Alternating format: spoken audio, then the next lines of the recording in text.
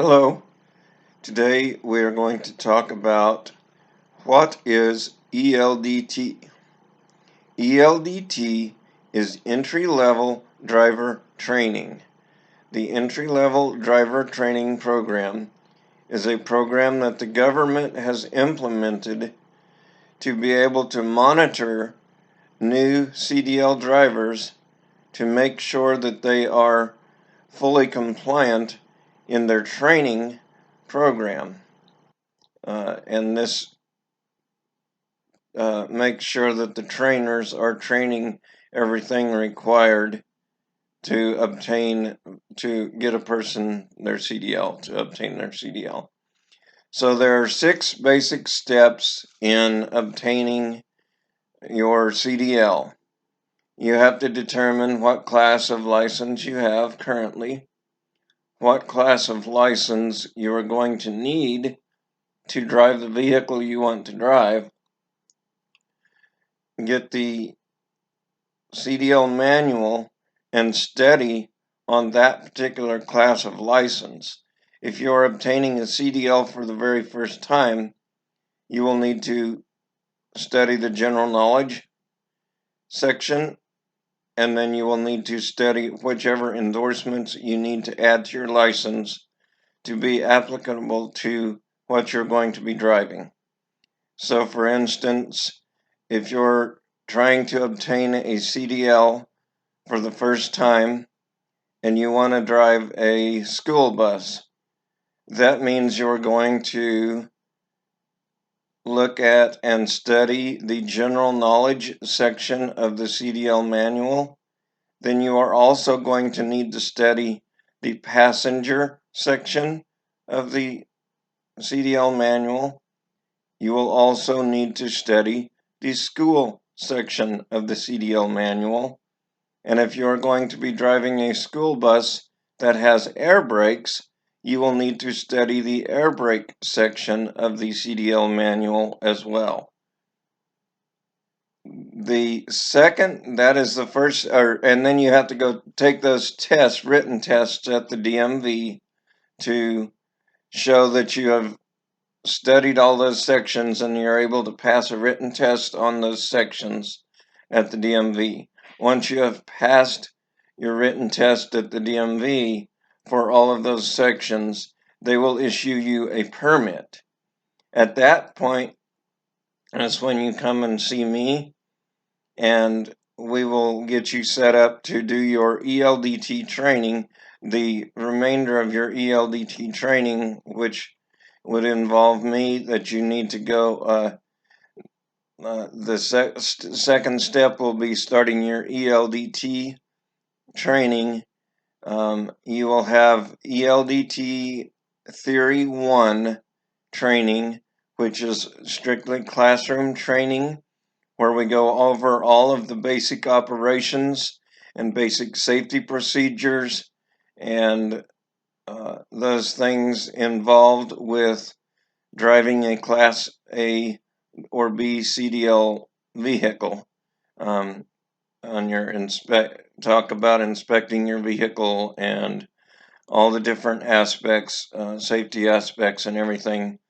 And then at the end of that you have a written test that you have to take, and you have to have an 80% or higher grade in order to pass the test.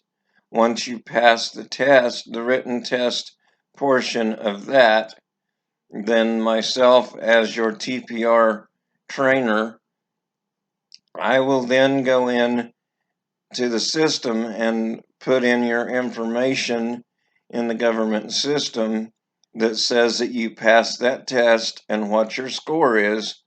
That way they know, they can recognize that you have done that portion of your ELDT training. And then your step number 3 is going to be hands-on. You're going to go out to the bus, and we're going to go over the pre-trip inspection part, or the semi-truck, or whatever your vehicle is, the truck you're going to be operating. We'll go to that truck and we will go over the pre-trip part of your pre-trip inspection part on the vehicle you're going to be driving, and so that you will know all of your components, all of your primary safety components of your vehicle, how they are supposed to operate, what they're called, and what the specs are supposed to be on those particular systems, so that you know how to do a proper pre-trip inspection and be able to see if you have a problem that you need to get fixed before you can operate that vehicle on the public roadway. So then, after we go through that section, and I feel like that you have passed that section with satisfactory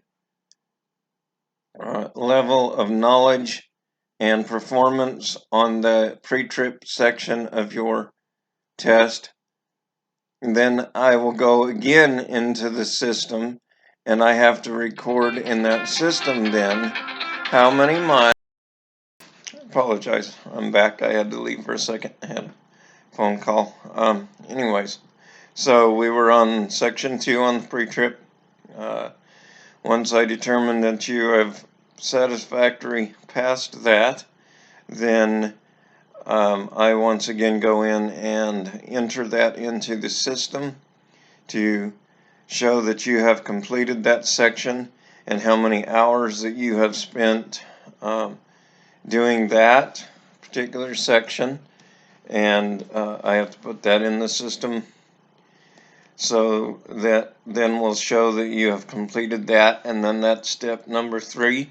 Now then, step number 4, we're going to do range testing on the parking lot to show your maneuverability of the vehicle that you're going to be driving. And in that range testing, we're going to teach you how to alley dock back the vehicle into an alley dock situation. We have cones set up so that you're not actually hitting anything besides cones if you do mess up, and I'm usually pretty good about stopping you before you hit cones, because I don't like to replace cones. Anyways,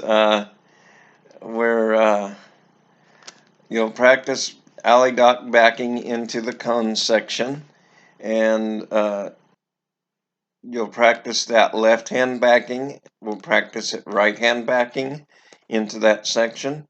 And then once you have satisfactorily completed that portion, I feel like that you are ready to move on, then we will go through the parallel parking part of that section, where you will parallel park that vehicle to the right side of your bus or vehicle that you're driving, semi, whatever it is. To the right side of the vehicle, you can adequately parallel park that vehicle.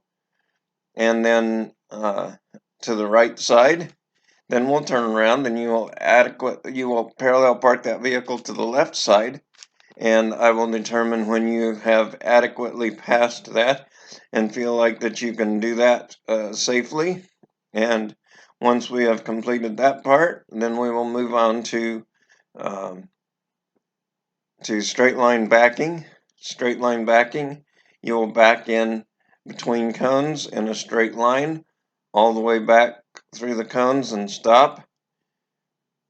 And we will do that a couple times till you're comfortable with that. Then we'll do offset backing, where you're going to be one lane over, and then you will back offset over to the right and back into your spot again. And we'll do that till you're comfortable with that. Then we will do offset back the opposite side, where you will go to the left and back over, and back in offset backing into your position.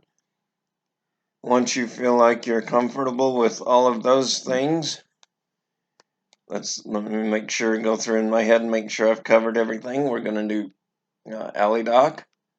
We're going to do parallel park left, parallel park right, straight line backing, offset backing.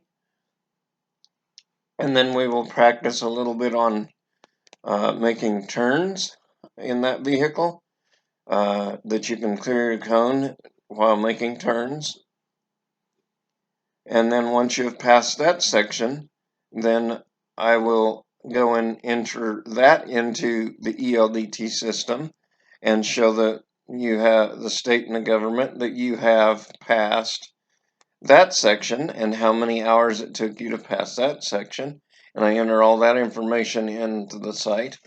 And then you're ready to move on to your next step, which will be your on-road testing, where we will go on the road, and that's step number 5, where we're going to go drive the roads and see if you can adequately control your vehicle and know the environment around you, know the things around you, such as road signs and different things.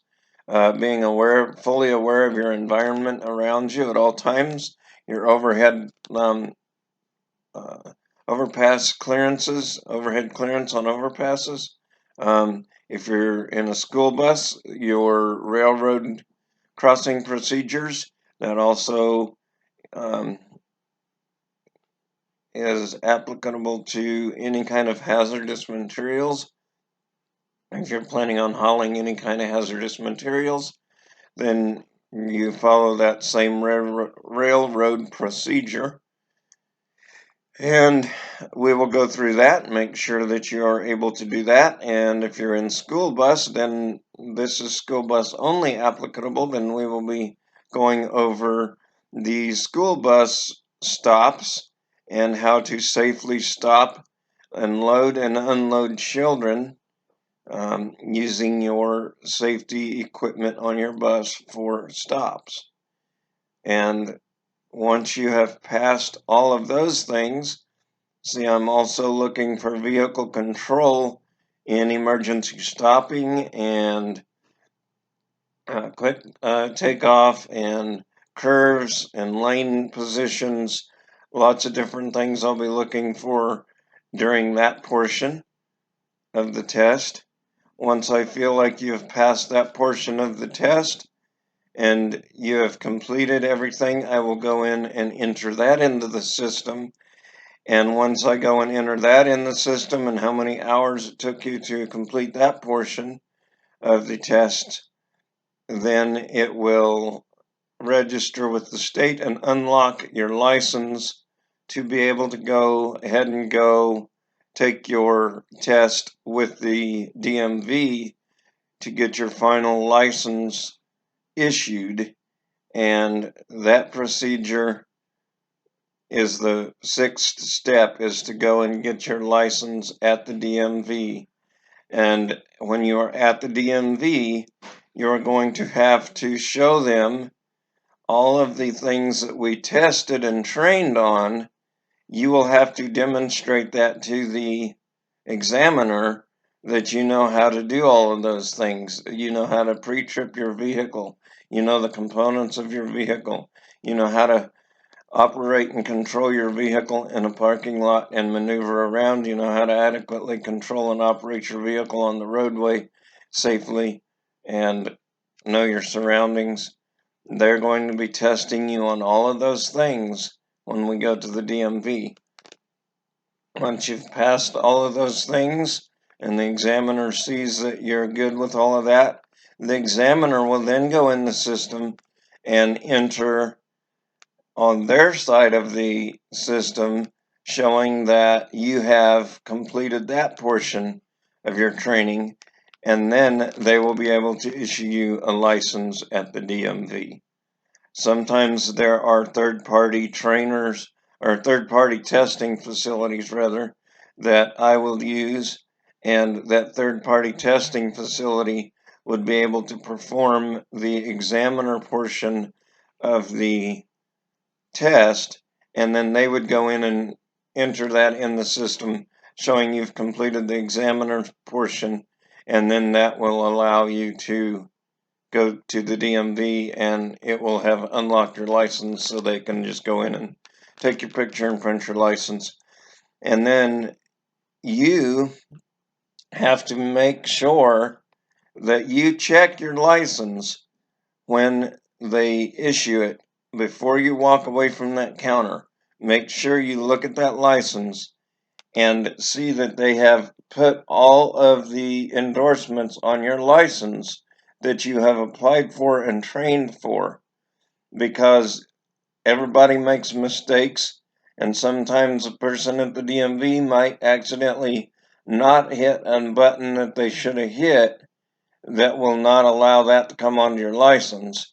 And if you miss that and you walk out of the DMV and don't catch it for 2 or 3 days or a month or whatever, especially if it goes for several months without catching it, you've probably lost that portion, that endorsement or whatever, and you'll have to start over with the test, written test, and um, the DMV test to go get that added to your license. The good thing about ELDT is that if you have done all of those trainings with me and I have put that in the system, now that is in their system, so you won't have to redo that part, because when they go in the system they can see you done that.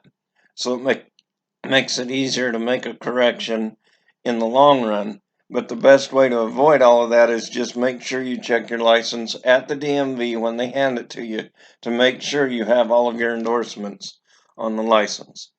Anyways, that concludes the general information about ELDT system and how it works. Have a great day. Bye now.